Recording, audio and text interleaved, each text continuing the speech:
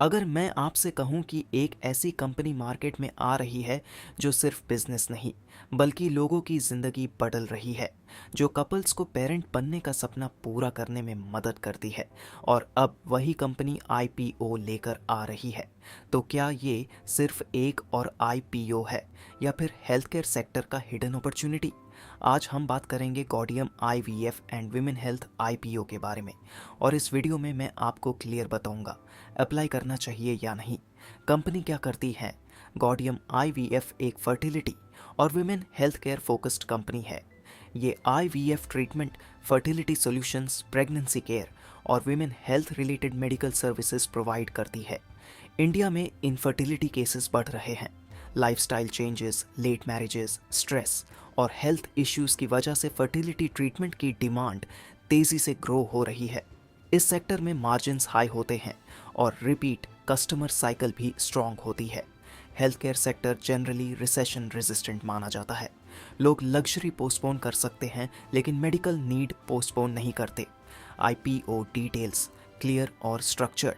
IPO open हो रहा है 20 फरवरी से और क्लोज होगा 24 फरवरी को।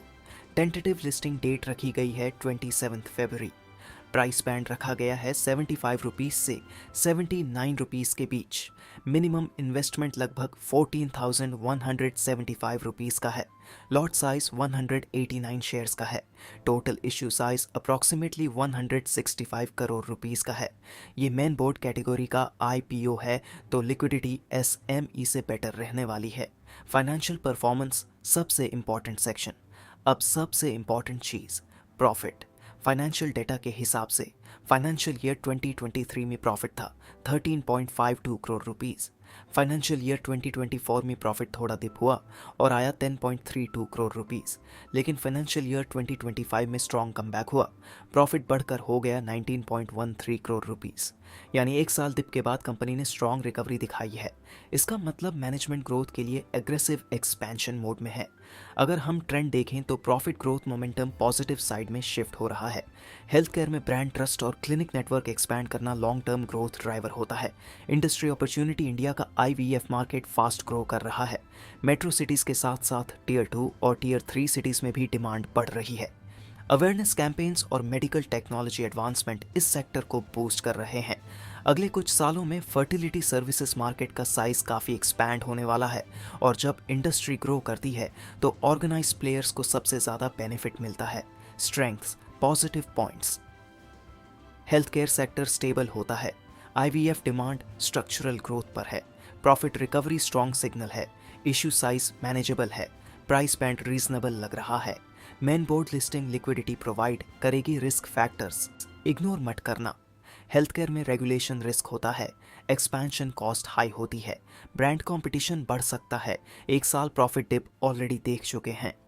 आईपीओ में अप्लाई करने से पहले ये सब फैक्टर्स कंसिडर करना ज़रूरी है।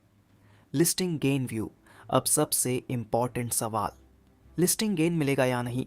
Health care theme currently attractive है। प्राइस बैंड अग्रेसिव नहीं लग रहा। अगर सब्सक्रिप्शन स्ट्रॉन्ग आता है तो लिस्टिंग डे पर पॉजिटिव प्रीमियम मिल सकता है, लेकिन एग्जैक्ट गेन सब्सक्रिप्शन नंबर्स और मार्केट मूड पर डिपेंड करेगा। शॉर्ट टर्म लिस्टिंग गेन के लिए ये आईपीओ इंटरेस्टिंग लग सकता है। लॉन्ग टर्म में हेल्थ केयर सेक्टर का ग्रोथ एंगल स्ट्रॉन्ग है, लेकिन एक्सपेंशन एग्जीक्यूशन देखना होगा। फाइनल वर्डिक्ट क्लियर और ऑनेस्ट। अगर आप short term listing gain investor हो तो सब्सक्रिप्शन डेटा देख कर अप्लाई कर सकते हो। अगर लॉन्ग टर्म इन्वेस्टर हो तो ये हेल्थ केयर ग्रोथ स्टोरी हो सकती है, लेकिन क्वार्टरली परफॉर्मेंस मॉनिटर करना होगा। ये हाई रिस्क पेनी टाइप आईपीओ नहीं है, ये एक स्ट्रक्चर्ड हेल्थ केयर प्ले है। डिसीजन लेने से पहले अपना रिस्क प्रोफाइल ज़रूर चेक करो। आउटरो आप क्या करोगे? अप्लाई करोगे या स्किप? कमेंट में ज़रूर बताओ। और अगर आपको ऐसे ही डिटेल्ड आईपीओ एनालिसिस चाहिए तो चैनल को सब्सक्राइब करना मत भूलना। मैं मिलता हूँ नेक्स्ट वीडियो में एक और पावरफुल अपॉर्चुनिटी के साथ।